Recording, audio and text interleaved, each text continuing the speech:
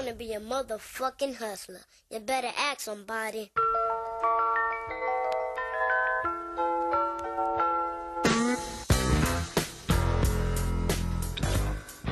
What is up, guys? You're listening to the MFCEO Project. I'm Andy. I'm your host, and I am the motherfucking CEO. As always, I'm here with my co-host, Vaughn Kohler, the pastor of disaster. What's up, my man? I'm doing something different today. You are? I'm without the headphones. I'm trying to relax a little bit I just more. noticed, man. Yeah, I'm trying to relax. Holy cow. Yeah. I was going to get a little maybe. You're like, I actually saw him reach over for him, and then he's like, nope. Oh, dude, you're I'm trying. you become one of the cool kids now. Well, I want to relax a little bit more. I want to get better at, be more eloquent here, And so just kind of let it flow. Yeah, the next step is going to be maybe Headphones are that route, They Yeah, are. exactly. Well, the next step is maybe like, a vodka or Sprite. Or I something get the like headphone that. thing, man. Like, Yeah. when we first started, you want to be official. Yeah. But it's just, I don't know, man. I start sweating or Yeah. uncomfortable. It's just not my thing. Yeah. So, guys, if this is your first time listening, we normally don't have guests, okay? We have basically me, the MFCEO. We have Vaughn, the holiest of holies. Right. Exactly. DJ God. Right. You haven't pulled that one out for a while. I haven't. That's what she said. And basically what we do is we talk about issues that have to do with entrepreneurship, and not just entrepreneurship from the sense of owning a business, because entrepreneurial values actually help us achieve goals in all areas of life, whether it be fitness, whether it be relationships, whether it be actual career working within a company, or if you do happen to own your own business, you're going to find our messages relevant. On Tuesdays, we usually come at you with practical advice, which is what we're going to do today. And sometimes it's practical advice about business. Sometimes it's practical advice about life. Thursdays, we have Thursday Thunder, which is basically me yelling at you to get off your ass every Thursday. So if that's something that you need, something you like, you're going to like that kind of format. We have a lot of new listeners, and all of our listeners come from referrals. So we don't charge anything. We don't sell anything. We don't have any programs. We don't have any courses that we try to sell you. Our only fee that we ask, and we ask this all the time, that if you're satisfied or you feel like we brought value to you, that you bring us one friend. You don't have to tell all your friends. You don't have to tell everybody. Just bring one. Because, guys, at the end of the day, this is a cultural movement. This isn't just us getting on here and trying to talk about business or money or whatever. It's about creating and bringing back the values that have made our country, the United States of America, great. And with the entitlement and the issues that have been brought along the last 10 years in our society, everybody wins, everybody's special. You don't have to work hard. There's a quick way to do everything. Automate everything. The ideals and the values of working hard and doing the right thing and being a great person and bringing other people up have sort of been lost. And what we're trying to do is bring those back.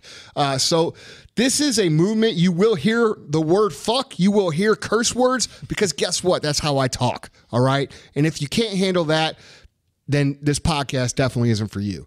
So with that being said, guys, we are going to talk about some practical implementations regarding real business today.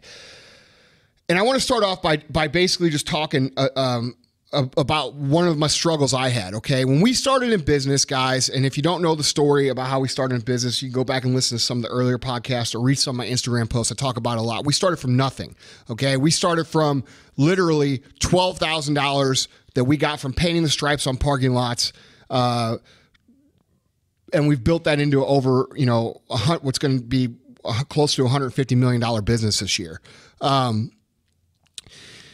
We didn't do that on our own, okay? The first 5 years of business, it was just me and Chris and a couple friends that helped out in our retail store. It wasn't like we had to hire and fire people on a regular basis. It was more like, hey, bro, can you help us out at the store for a little bit? It was people we trusted. There was no real training. It was like just sitting at a counter. And when it came time to open our second store, I can remember, and honestly, this was the hardest thing for me to ever do in business, to go from 1 to 2 stores. we had a situation where, you know, it was just me and Chris, and then we're going to open up a second store. And then when the second store was getting ready to open, we had an opportunity to move to St. Louis and basically buy out this other company. So we actually went from one store to not only the second store, but also 4 other stores in less than a week. So we went from one store to 6 stores in 1 week's time. Talk about baptism by fire to having employees. The biggest struggle I had, and the reason I said we struggled, is because me and Chris would sit in the back, and literally this conversation went on for years. Yeah, dude, we should open another store, but who could we trust to run it? You know, who are we going to trust to handle our money? Who are we going to trust? Who are we going to trust? Who are we going to trust? And that was the conversation, right? And because we couldn't figure out and we didn't trust people, and we certainly were not leaders back then from an entrepreneurial sense, or managers, because it was just me and him, and we were the owner operators. We didn't trust anybody because we didn't know how to trust anybody. And guess what? To learn how to trust people, you got to fucking trust people. And it's a weird, uncomfortable thing to get into. But that one, I would say that one aspect, we probably could have opened our second store 2 years in or 3 years in, but we didn't end up opening it until 6 years in because we were so terrified of hiring and how that was going to play out. And I think, you guys have heard me speak before, I believe in the law of attraction. I believe in certain mystical forces that exist. You want to call it God, you want to call it the law of attraction. It doesn't matter to me. I just believe in those forces. I have proof of it. I believe that those forces knew that we wanted to grow, and we didn't know how to grow, so they brought us a situation we couldn't say no to and forced us to grow. And that was bringing this opportunity of 4 other stores in a totally different geographical market that we had to own or operate and figure it out basically in 1 week. I guess my point in telling you this story is because what we're going to talk today is about how to hire and how to fire people, practical steps, because I know a lot of you guys are small business operators, you're small business, just getting started, maybe a year in, maybe 3 years in, maybe 5 years in, and you haven't really got this concept down yet, because I know this is a hard concept. I can remember many sleepless nights worrying and thinking about how I'm going to have people to run our business, or how I'm going to hire the right people, or how can I fire this person, and blah, blah, blah. And now with the internet, you have even more of a dynamic for how to fire people because, dude, everybody has a voice. So if you fire somebody the wrong way, or you treat them poorly, or you just say, hey man, get the fuck out of here, they're going to go bash you on the internet, and then you're going to have to deal with that. So you have to be more skilled at this process than ever before in the history of Earth. I'm really glad that you're tackling this issue because, as you've said, it's not just a practical issue. It's a deeply emotional one. I mean, the analogy if you have a soul. Yeah, right. I mean, it's like what you just said and what you just alluded to.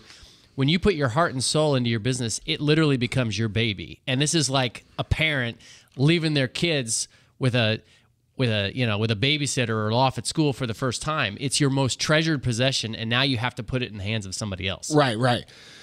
Well, I know that there's lots of people listening right now, and that this applies to, and there's lots of people listening right now that it doesn't apply to currently. But I guarantee you, if you are on the entrepreneurial path, you will, or even if you work in a company, you will progress to a point where one of your responsibility is hiring and firing people. Because here's the truth, guys, we can't do it on our own. There's not enough hands, there's not enough mouths, there's not enough energy to do the work necessary to become truly successful without the effort of a real team.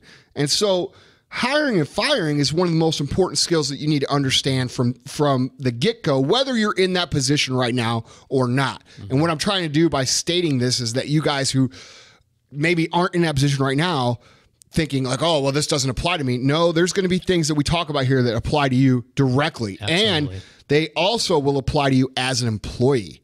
So absolutely.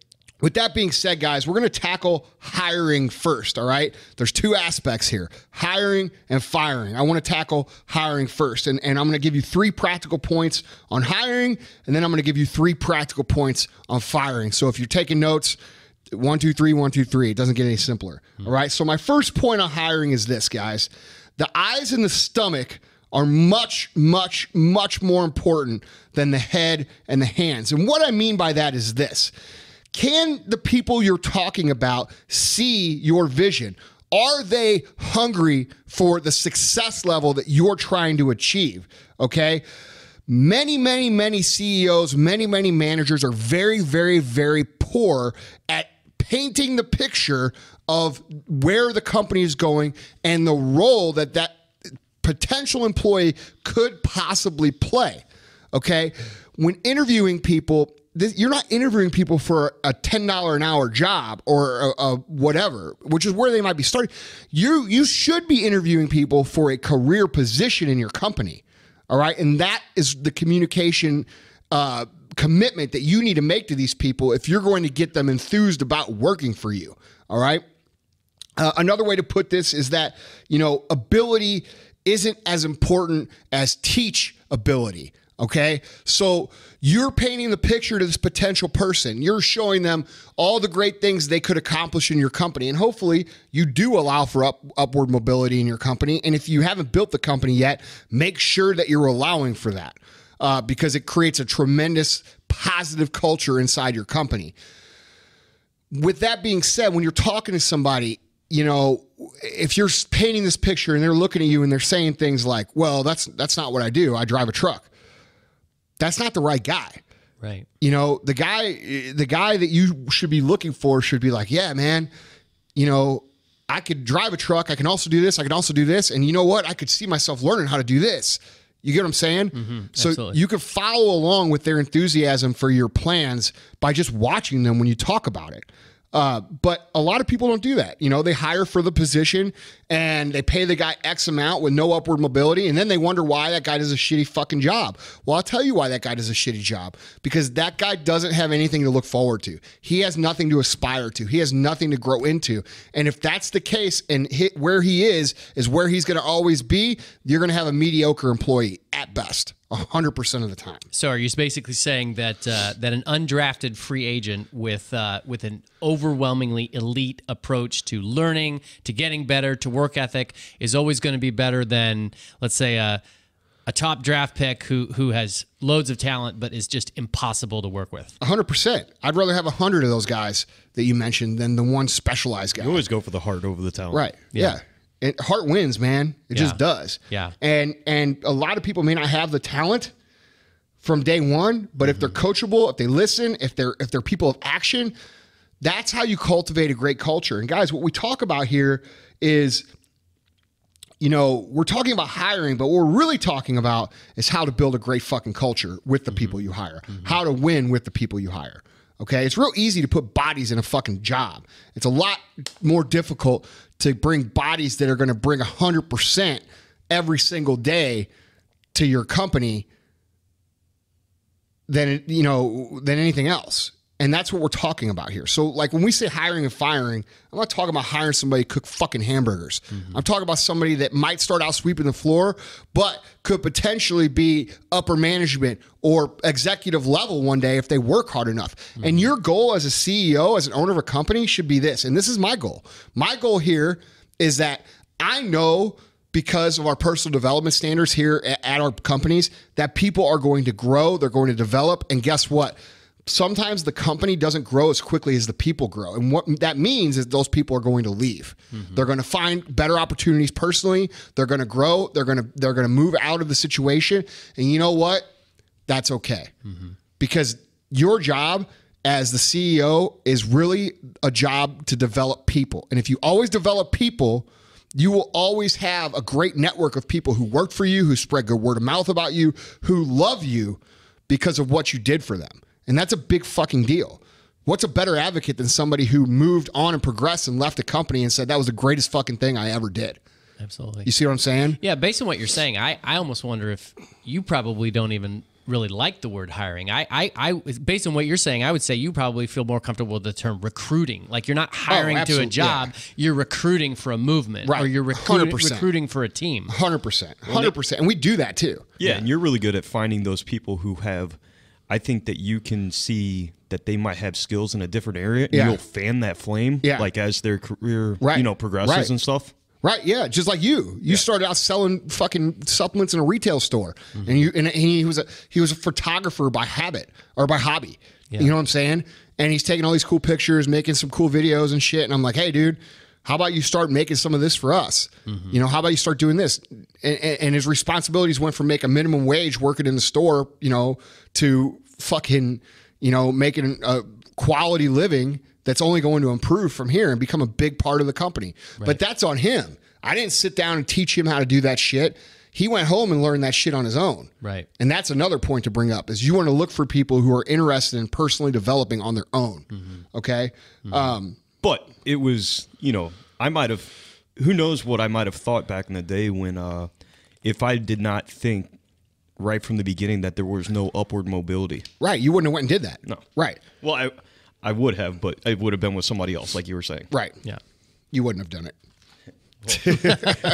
What you don't know is I did that in Florida full time.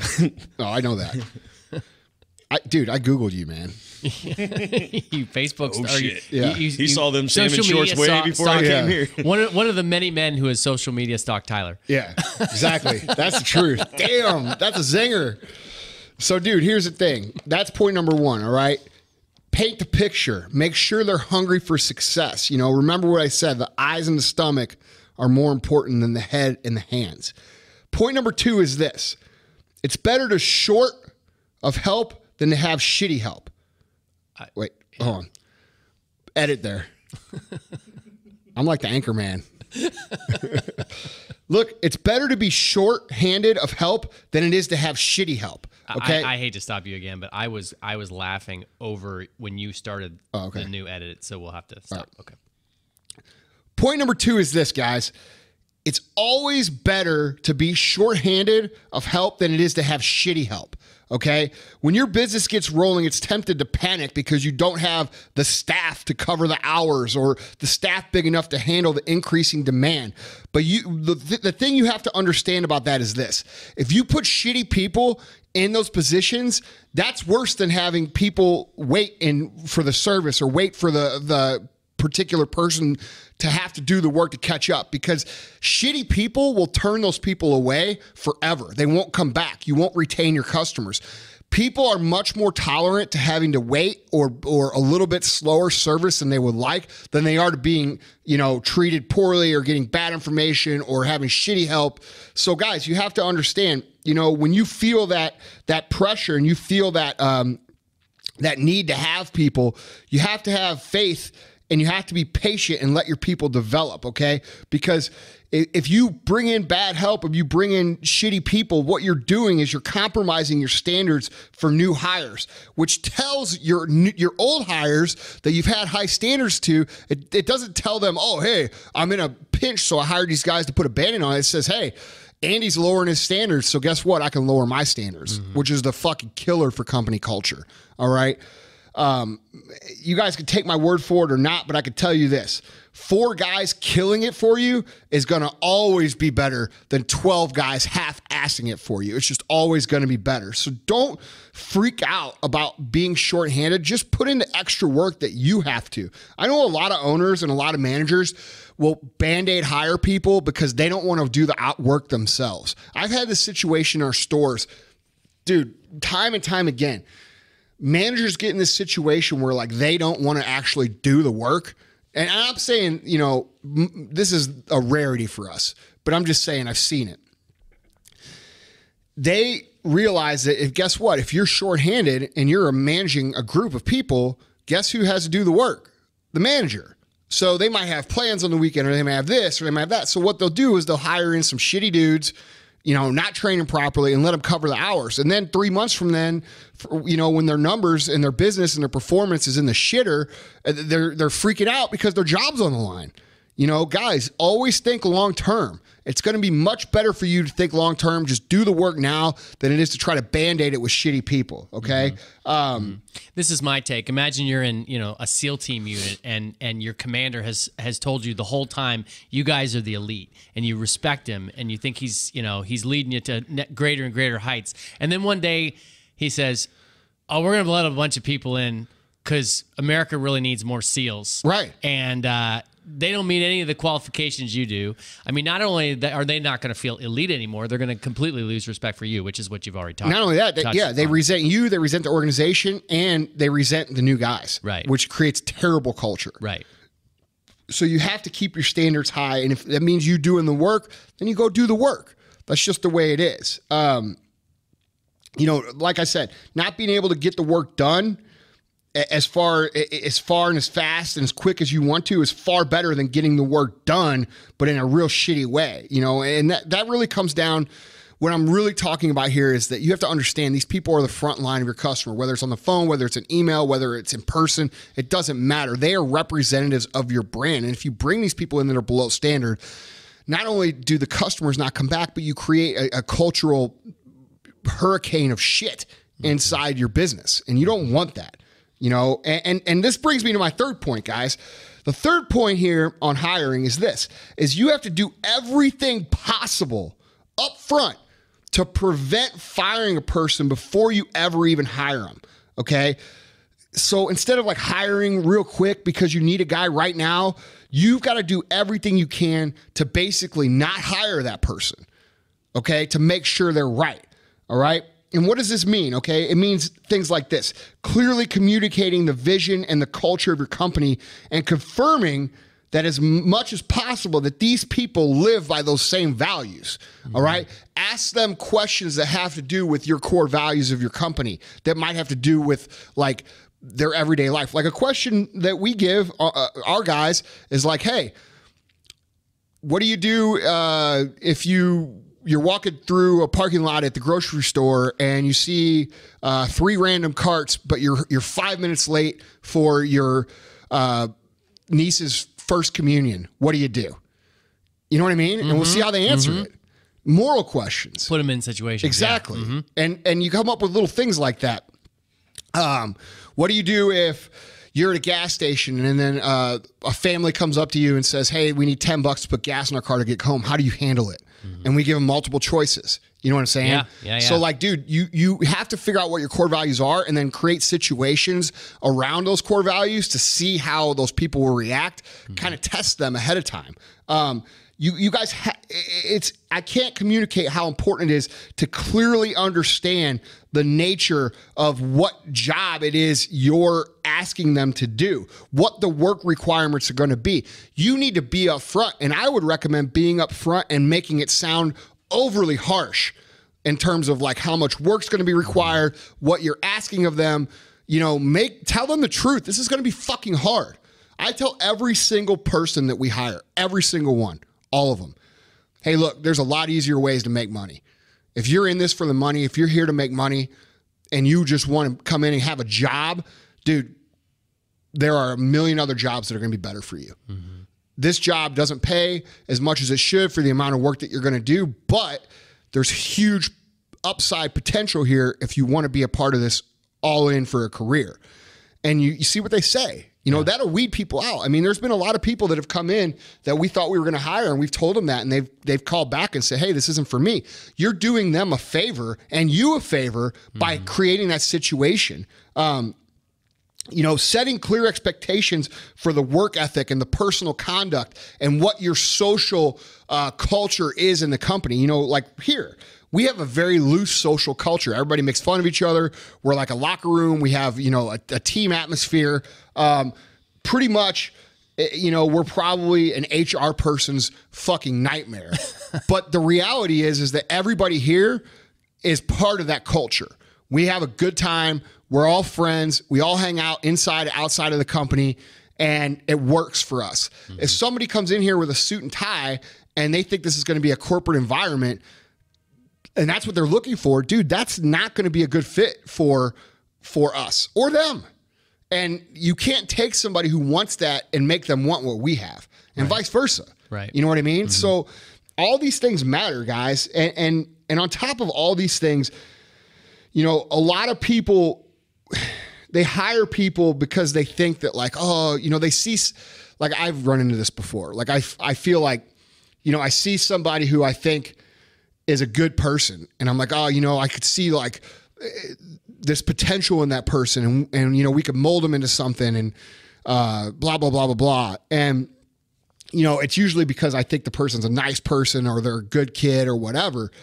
But what always ends up happening when I hire these people is that they come in, they're not a good fit because I overlooked basic negative signs about them, like, hey, you know, their work ethic was bad, or they don't fit exactly culturally, or I'm just looking at them and thinking, oh, this guy's a nice guy, so I want to give him a job. It's like a charity hire. Right. You know what I mean? Right.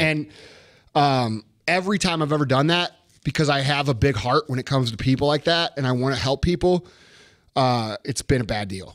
You know, so I guess, like, you know, communicating everything you can truthfully up front and not letting someone slide through below your standards based on, like, because you think they're a nice person or whatever, or they're your buddy or whatever. You know what I mean?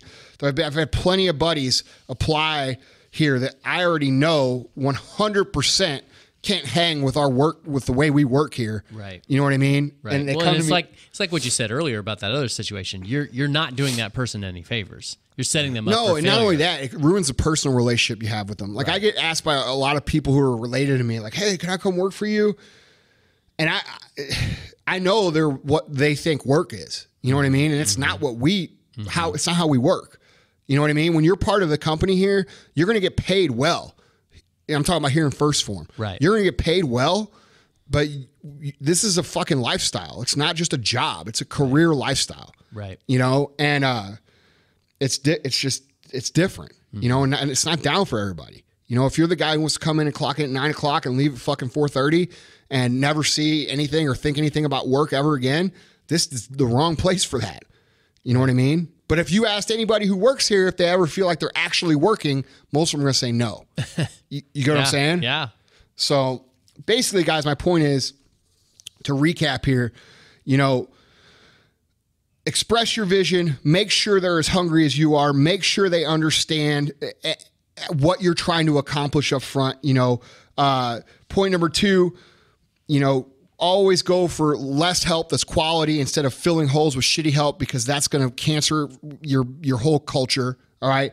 Point number 3, try to not hire the person as much as possible. Try to talk them out of working for you. Dude, one cool story about this, if you read Delivering Happiness, the story of Zappos, by their CEO, Tony Hsieh, they pay people. It's like fucking $2,000 or $2,500 or something, or maybe it's $10,000. I don't remember what the amount was, but they pay people after they're qualified to say, hey, here's $2,000 to not take the job, or here's $10,000 to not take the job. Because, dude, you know what the truth is? That's cheaper than hiring them, having them not work out. That's a brilliant policy. Right. Exactly. Yeah. It's awesome. They got that's a great book, by the way. Delivering Happiness is one of my favorite books. Yeah. So, guys, that's my points on hiring. Now we're going to talk about the harder shit, firing people. And because unless you're like just a fucking bad person, you know, firing people is very hard to do. It's never fun. It's never something that you should take lightly, especially, like, I know people who just like fire people over and over and over again, not realizing the social repercussions on that. Every single person has a fucking network, guys. Every single person has a network of influence. They have, it's in the hundreds too, when you consider the aunts, the uncles, the grandmas, blah, blah, blah, blah, blah. And if you don't treat somebody fairly and you fire them because you think you're fucking, you know, like Donald Trump, you're fired. Right. Like a lot of people think that CEOs, that's how you're supposed to act. Like, oh, get the fuck out of here. You're fired. Turn in your shit. Like, if you treat people like that, guys, unless they're like stealing and you catch them doing something really bad, you know, you're going to have a problem on your hands. And people are going to talk about you negatively. So you have to handle firing the proper way. First of all, you know, you have to care about people, and you have to understand, like I said a minute ago, your job is to develop these people into fucking functional, strong, you know, skillful humans. And if their skill outgrows your company, that you can't pay them or you can't afford them or you can't find a place for them and they move on, great. That means you're doing an excellent job. And you know what else that means? That means that person is going to go out and be an advocate of you for your entire life. And there's nothing better than that in terms of advocacy. Hey, I worked for that person for 5 years. It was the best thing to ever happen to me. Still one of my great friends, blah, blah, blah, blah, blah, right? That shit happens when you own a company. You should never have that happen in a negative way. Or look at that as a negative thing. You need to understand that that's your job. And if you do that job properly, you're going to minimize the amount of firing you're going to have to do. Okay? So, like I said, I've got 3 points on firing here. The first point is this. When you fire someone, you have to consider the offender, not just the offense. And here's what I mean by that. Somebody might say, well, if I have an employee that makes a boneheaded mistake and does something stupid and he costs the company $100,000, they're fired, period. I don't buy into that. I don't believe in that, okay? The seriousness of the offense is only one factor. The second factor is the knowledge and experience of the offender. Did they know better? Why did they make this mistake? What did they do to cause this to happen? Were they being negligent? Were they being lazy? Did they just not know? Because if they didn't know, guess whose fucking fault that is? That's your fault. Right. All right? You have to understand what caused this to happen. And here's the other thing, guys.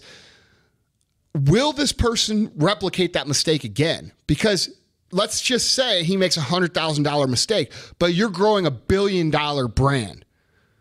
Would you rather let somebody come in and make that mistake when you're $1 billion brand, or when you're a $10 million brand and you made a $100,000 mistake, versus when you're $1 billion brand and he makes a $100 million mistake? It's an easy decision. Exactly. Yeah. So you have to look at it. How valuable is this to that person's education? Are they going to keep making that mistake, or did they actually learn that lesson?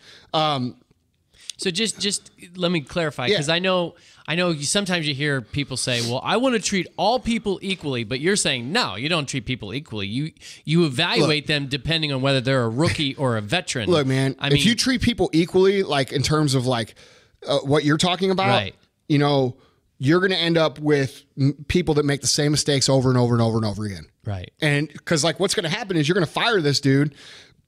You're going to hire somebody in. Your company's going to continue to grow. And you're going to get to, you know, let's say you're 10, you're going to get to $50 million. And instead of that being a $100,000 mistake, it's going to be a $1 million mistake, right? And then you're going to be in a situation where that fucking same person that made you the $100,000 mistake probably wouldn't have made that $1 million mistake. You know what I mean? Yeah. So you're going to end up keep making these mistakes over and over and over again, and then you're going to fire this dude to make the $1 million mistake. Right. Nobody in the history of our company's ever made a $1 million mistake. Well, the reason that motherfucker made a $1 million mistake is because you were too stupid to realize that the guy who made the $100,000 mistake wouldn't make that $1 million mistake now. You get what I'm saying? Yeah, I totally follow you. Have to own the responsibility. You know, with great power comes great responsibility. I think that's Spider-Man. Yeah, there you go. Yeah. Right? I was hoping you'd pick up on that. So you kind of realized when I made about $100,000 mistake. Yeah, exactly. I fired your ass too. But that actually brings up an awesome point that I have here. Okay? That's actually really funny you brought that up, because my next point on this podcast is this. Don't assume all firings are final. All right? And actually, I'll fucking tell the story of Tyler, because this fits right into what my point is. You fucking butcher this story every time. No. I don't. I tell the truth of the story, and you lie about the story. That's why you got fired.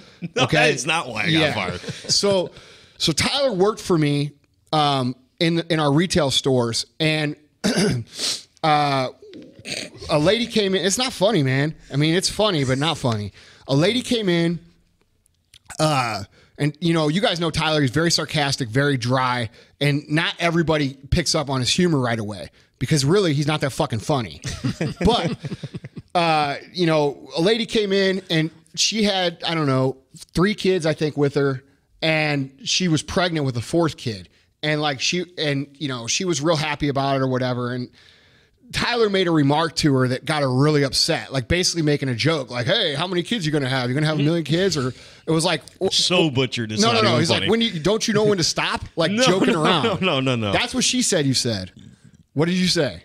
It was. Okay, I'll tell the story real quick. I'll condense it. She came in, helped her out. She was the only one in there with her daughter. She was pregnant at the time. We were talking about that, and I was like, "Oh, cool. You know, my brother's actually getting ready to have or I'm sorry, he just had a kid, and and the conversation had already came up that they were starting to think about having a second kid. And I'm like, I just don't know that. I mean, they still live with my parents, and like, I don't know if it's the best decision for him. And I know it's, her kind of putting it in his ear, just girls don't know when to stop, and it was girls that. don't know when to stop. Yeah. That's what he said. Yes. Right. Yes. And so she got super offended. And like, dude, it was just like him kind of like being overly casual with her. Yeah. And like, dude, on one hand, I get that she got upset. On the other hand, I get his point of view too. But here's the point. Her husband is a very prominent figure here in St. Louis and well known. I'm not going to say who it was. He put it out on his Facebook page, what had happened. And basically, oh, my wife went in and she was insulted, and he said this and this and this to her, which was like not really exactly what he said, but it doesn't matter because that's what the public perception was at that time. So like, dude, basically there was like thousands of people, and I had to fucking fire him. Okay. And so I fired him. It's the way it is, So, and in the typical company, they'd say, "Well, Tyler, thanks for your time. We wish you well in the future," right? And so that's it. Yeah, Period. End of story. Pretty much. That's kind of what it was. Well, yeah, sort of. But the thing was, him and I would still communicate. We still see each other occasionally, and then, we ran into each other at a local bar here one night and started talking about shit. And I'm like, you know what? This dude's a good dude. You know what I'm saying? He made a stupid mistake, and we brought him back in. But something to think about as an employee is I never trash talked the company. No, he didn't. I still supported the company. Yeah, you owned your mistake. You say, yeah, dude, I fucked up. Well, yeah, and I was even shooting you ideas on Facebook, which you wanted nothing to do with, and you're like, dude, you want a fucking job or what? And I'm like, yeah. Yeah. So, like, basically, you can't assume that these things, what's going to come back around. Because somebody that you let go of now, they may go somewhere else, mature, become something, and then come back to you. And that's kind of what happened with him. And now he's a major part of what we do, not only at First Form, but, with the MFCEO Project and supplement superstores. So since Tyler, since that whole situation, have you maybe tweaked your language a little bit? Well, I don't fire people anymore. Okay. But the thing is that, I know for, our policies here, unless someone is just like stealing, which is very rare. Right. But, if it's for performance reasons and things like that, we do our best to communicate, hey, look, man, we love you as a person. We really do. Right. But this is a business, and we do have a standard of performance here. And what I'll do, and anybody who's ever been fired from our company will fucking attest to this. I try to find them places that they will excel in. Okay. And this is a good book, Good to Great. It's a good book about what we're talking about here. Some guys aren't good in the store, but they're very good behind a computer talking to customers through email. Some guys aren't good through email, but they're very good talking in person. Some guys aren't good at either one of those things, but they can work in the warehouse and help distribute product. I try to find positions that are going to help our people because I appreciate the commitment they've made to our company before I ever fire them. If it's for performance. And of course we try to work with them a long time, right? For performance. But actually it's funny. I'm about 97% sure this came out of your mouth. If it didn't, you can take the credit for it. But I remember like 6 months ago hearing kind of a catchy phrase that I'd never heard before. It's rotate before you eliminate. Yeah. And did you say that? I think you said that. I don't know. I feel like I said that. Yeah, I think you said it. But anyway, rotate before you eliminate. That makes, it's kind of cheesy and cliche, but yeah, but it's the truth. It's totally true. Yes, because dude, there's people, just because somebody doesn't have a certain, like, dude, you couldn't put me behind like Sheldon, who's our web coder here. If I went and did his job, I'd be fucking horrible. If he did my job, guess what? He'd be horrible. But he's great at what he does, and I'm great at what I do, and that's what fucking works. Yeah. So like, you can't ask people, to be great at every single thing. They're just not going to be. Certain people have natural tendencies. Now, with that being said, like in our company, there's basic things you need to know. Everybody in our companies are certified through NASM. They're certified through sports nutrition and personal training through NASM. They're all knowledgeable about those aspects. If you can't do the basic things a company's, let's say, mission is themed towards, you're probably not going to do well there. Right. But I'm talking about even our warehouse guys. Like all of our warehouse guys are certified in those things. So you have to know the basics. But after that, you know, as a CEO, you have to like start examining people to see where they're going to fit in. And now this, you know, a lot of companies will just hire people to be this and that and this and that, like your coder, your, you know, your HR, your this, your that, and they'll just hire people from the outside to do that. But dude, the problem with that is it's harder to instill a great culture than it is when you home grow it from the ground up. Most of the people that work in this building or any of our company's buildings started just like I did, behind the counter at the retail store. Okay. And then so we're talking about a different way to try to build your company. And it's definitely a slower way, but it's definitely a more productive and more profitable way because of the culture that you create. And when I say more profitable, I don't mean just for me. I guarantee if you compare our pay scale to pay scales of other companies, these people here make a lot more money for the same job than what they will make somewhere else. And that's all because of the culture that we have here. You know what I mean? Yeah. Otherwise, we wouldn't be able to do that. So this is a really weird analogy, but I want to, because I think what you're saying is, and like, dude, there's timing issues here. Like, you know, when we say don't assume all firings are final, there's timing things. Like, there's wonderful people that have worked for me in the past that I would consider bringing back. But like, let's say, like, you know, we've had people who have left to go have a family, and they went through a different phase in their life. But if these people would come back now, you know, I would say, yeah, hey, we're a more mature place. We have a different, you know, a different spot for you that wouldn't require that kind of workload that you were, you know what I'm saying? Like there's great people who go through phases in life. You know what I mean? I mean, my wife did that. She worked for a company, left, then she went back to the company. Now she left again, you know, to do her own thing. But the point is that like, you can't just say, oh, that person's a piece of shit because I had to fire him. No, it's just like breaking up with somebody. Like, you know, you don't have the same nature as that person right now, but you know, in 5 years, maybe you meet again and things go well. Who fucking knows? But the point is that everybody's constantly evolving and growing, and it takes people to be at a certain level at a certain time for them to fit in with you. And that goes for your relationships personally. It goes for your business. So you can't assume just because you broke up with your high school employee, you know, your high school quote unquote girlfriend, that whenever they get into college and to become the college girlfriend, that you're not going to want to work with them. You see what I'm saying? Yeah, it makes total sense. So I came up, something popped into my head. It's a huge issue. It's a huge question that it would be great if you were maybe a little bit more explicit about, but it requires just jumping back real quick to the hiring thing. So I have a question. I used to work for a fairly brief amount of time for a private college, and there's two models of a private college. One is, it's called the umbrella or the systemic. The umbrella is basically where we say, okay, all the really high up people that are in super influential positions, we want them to be completely mission oriented, but you know, the custodian, the food workers, whatever, they don't have to be super mission driven. But then that's called the umbrella. The systemic is where they say, no, literally everybody from the president to the custodian has to be 100% mission driven and like buy into the vision and really reflect part of what the organization stands for. So when you hire, and I know I'm going back here, but when you hire, are you kind of that way? Oh yeah, like literally, it doesn't matter if you were hiring somebody as a Look, custodian. Motherfucker, I sweep the floors here. Okay, I might not do it every day, but you know, at 4:30 in the afternoon, all of the dudes here from the office are out in the warehouse sweeping the floors. You know what I'm saying? If I'm here, I'm fucking out there sweeping the floors. Like the point is that, you know, nobody should be above or below a certain position when it comes to culture. You know what I mean? We're all on the same team. We're all, you know, you might make more money than me. I might make more money than you, blah, blah, blah. But here's the thing. We are all working towards bettering everybody that works here. And I believe, you know, that is the much, much, much better model for culture.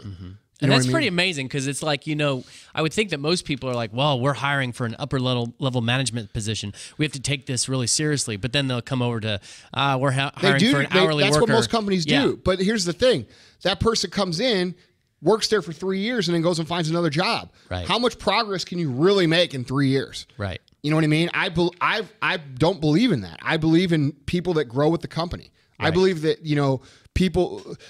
dude, if you're a young person in our company right now, like, dude, we're fucking 17 years in, right? And people are like, oh, you guys are doing so well. No, we're not. We're at the fucking bottom of where we want to be. We have huge goals here. And if you're a young person in this company, I can't think of a better company to work for than ours in terms of upward mobility, because these people are literally in control of their future depending on how fast they want to develop. Because our biggest problem here is shortage of people. It's not shortage of business. You know, it goes back to the point I said about hiring quality people versus shitty people. I won't hire shitty people. You know what I mean? So I don't know. I don't know if you touched on it, but when you're hiring people, I know it's one of the things that you do is you ask them what their goals are as well in life. Right. Oh, yeah. That goes along with trying to communicate my vision and my culture and what we're doing here with the company, and evaluate their goals versus what like if someone looks at me and they're like, yeah, man, my goal in life is to make $40,000 and work fucking 40 hours a week. You're not getting fucking hired here. Right. You know what I mean? Right. Like, I want motherfuckers to come to me and be like, dude, I want to make a fucking $1 million a year or more. Right. And I want to do this. And like, you know what? Our company has potential for that. Right. So.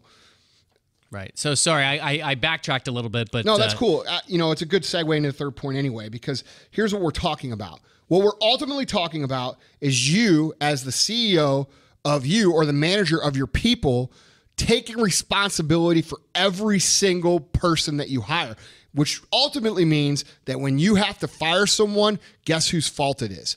It's your fault. It's not their fault, because you failed them at some point in line. Either they shouldn't have got hired, you didn't provide them with enough training, you didn't provide them with enough vision painting to significantly motivate them to come to work. You have to take responsibility for all those things. And great CEOs do that. They don't blame the person.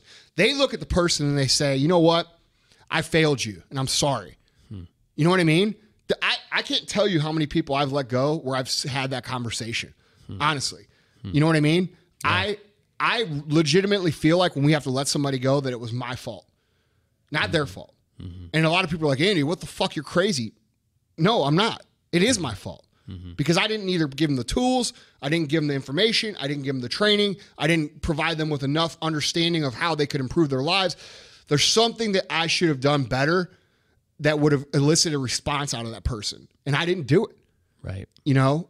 And a lot of people argue that point, but listen, it's a lot easier to go through life taking responsibility for everything than it is to blame everybody else for everything. Absolutely. And if you go blame everybody else that you hired, and when you fire them, you're going to lose respect to your team. You're going to lose the respect of the people who you know, you're firing. You know what I mean? If you look at somebody in the eye and say, hey, I'm going to have to let you go, man, you know, and here's why. We're in a position where we can't afford to keep this from happening anymore, whatever this is. And I've tried to work with you here. I've tried to work with you here. I've tried to work with you here. I don't know what else I can do to cultivate the response or the performance I need from you, which means I failed you.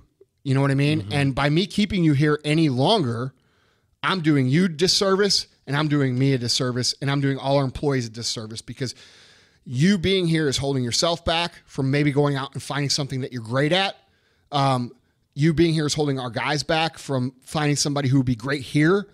And I can't allow that to happen anymore. And so because of that, I'm going to have to let you go. Right. If you look at somebody, and that's the fucking truth. If you look at somebody and you tell them the truth like that, how can they not respect you? You know what I mean? Yeah. You're telling them the truth. The truth is you have an obligation to that person to not fucking hold on to them longer than you should. Once you know they're not going to work, because you're doing what the managers do. You're fucking letting your emotional, you know, oh, we need bodies, take the place of, oh, we need quality bodies. You know, and what that means is you're going to have to fucking deal with a problem. You're going to have to fill a spot. You're going to have to find a solution. And you're being fucking lazy is what it comes down to. You know what I mean? So tell the person the truth. You know, you are holding them back if you allow them to stay here when you know it doesn't work out. And if you violate that, you know, it's not a good thing to do. Right. It's and amazing. not everybody will understand that up front. Yeah. You know, people get emotional when they get fired. I'm not saying they're going to leave your meeting of you firing them with, all excited and happy. But I think once they calm down and think about it and realize that you actually did them a favor, they're going to at least at a minimal, if they're a reasonable person, at a minimum, they're going to respect you. Right.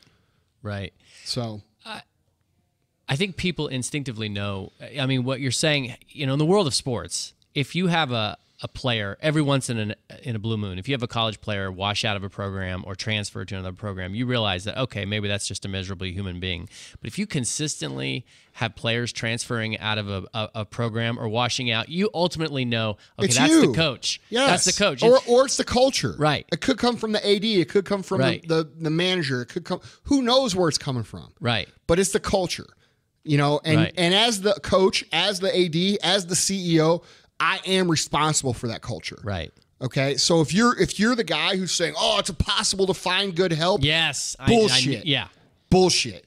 Yeah. You're not good at cultivating the right people, at cultivating the right culture, or helping people excel in your program. It's not them. It's fucking you. Right.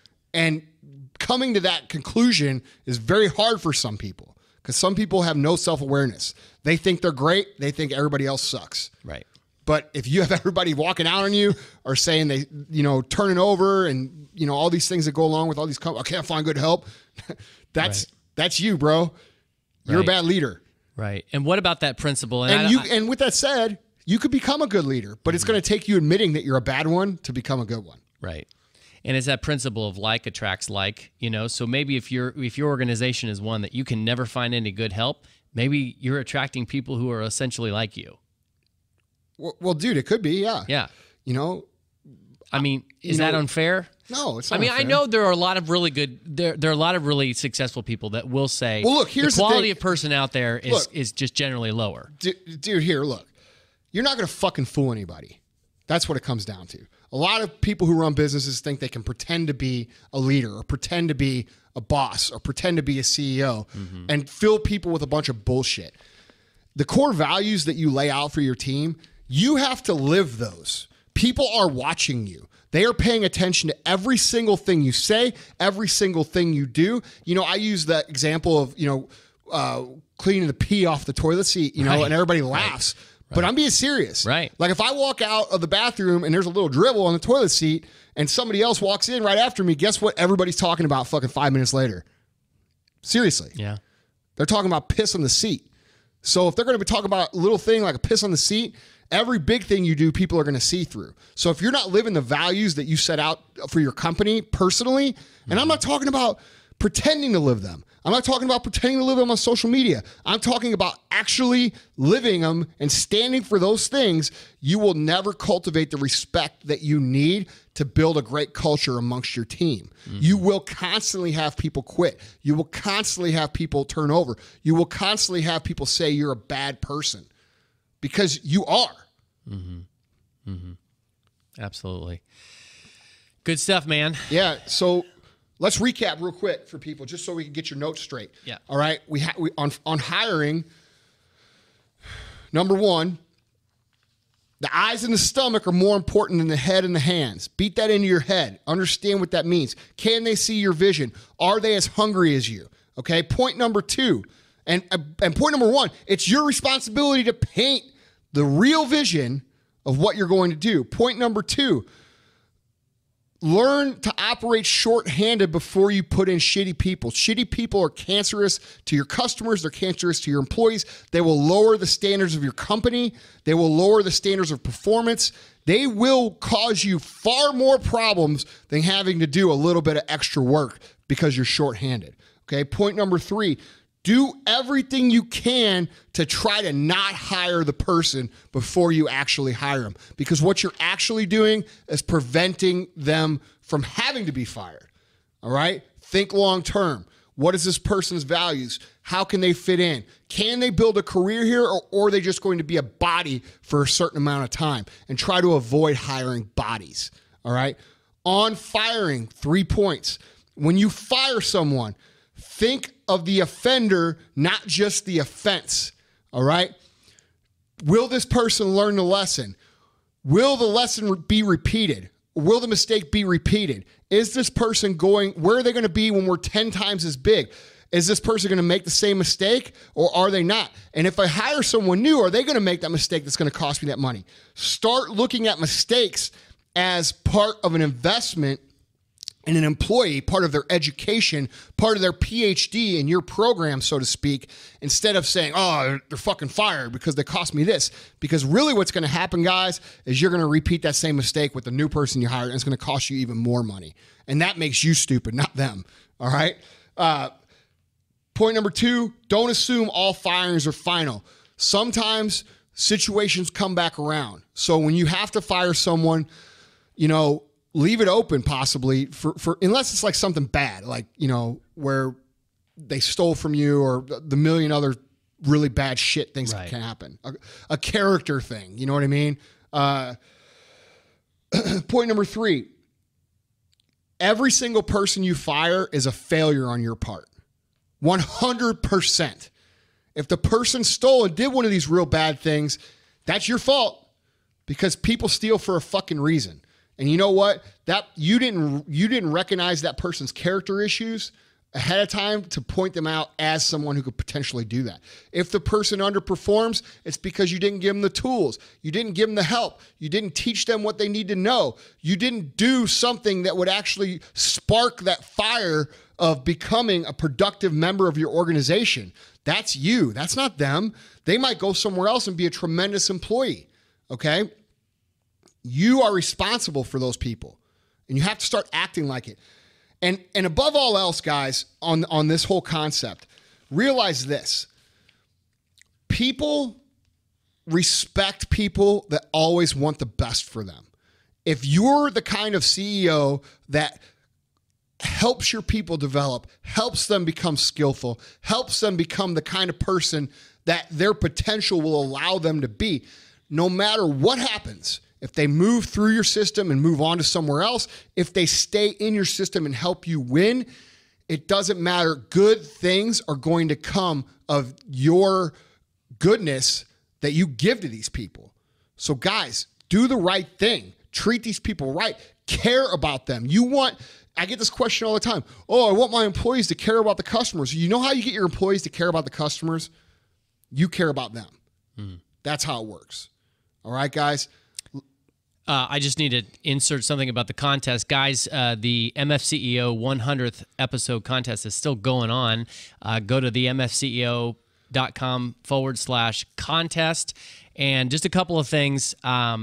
One is that we have had quite a few international listeners ask if they're eligible for the contest. I don't know. I would guess we could put it. I mean, I don't mind having somebody international come in. Okay. Yeah, all right. So yeah, you guys are eligible. We'll just spend a little extra on your flight, but you're eligible. Hey man, support. Yeah, exactly. I think it's cool that we get all these people from international. Yeah. Like, dude, I get all these people commenting and sending me emails from, you know, I mean, from everywhere, man. Yeah. Australia. We got a huge following in Australia. I just had a guy hit me up this morning from Australia. Huge following in South Africa. Dude, that's badass. Those two places I've never been to that I want to go to. You know, a lot of UK guys, all of you guys, man. It's so cool to see. And you know what's cool is we talk about the values here in America, but like these are values that everybody succeeds from. You know what I mean? If you're a hard worker, if you care about people, if you do the right thing, you're going to do well wherever you are. Right. Okay? Right. And it doesn't matter if you're in Pakistan or if you're in St. Louis, Missouri. Okay. Right. What matters is that you're going to make an impact on other people that is going to result in positivity and good things happening to you. Will you become a billionaire? I don't know. Maybe, probably not. But I can tell you what you will become. You will become more fulfilled. You will become happier, and you will become a better person from listening and utilizing these values. So guys, I just want to say real quick, you know, I appreciate all of you. If you guys found value in this podcast, please, like I said, just pay the fee, pay your dues, like I post on Instagram. You know, bring me one person. We're trying to impact people. We're trying to bring people up. Bring me one person, and your dues are paid. Absolutely. And two other things, guys. The deadline for the 100th episode contest is November 7th. I think this episode will drop. It's probably on next Tuesday, which is November 1st. So you'll have a week from now. meaning week from then. So make sure you get it in by November 7th. Go to themfceo.com/contest. The other thing is, and I just have to say this, those of you who are entering the contest multiple times using various email addresses, you're really not fooling me, and I probably ought to just automatically disqualify you, but I don't know. What do you think, Andy? Hey, man, guys, you're not going to fool us. Like, just play by the rules, be fair. And let's, I know everybody wants to win, but I like the passion. Yeah, I do too. Yeah, but, like, hey, come on. All right, guys, look, I appreciate you guys. I love you guys. We'll hit you with some Thursday Thunder in a couple days. I'll see you then. This is for the G's and this is for the hustlers. This is for the hustlers. Now back to the G's.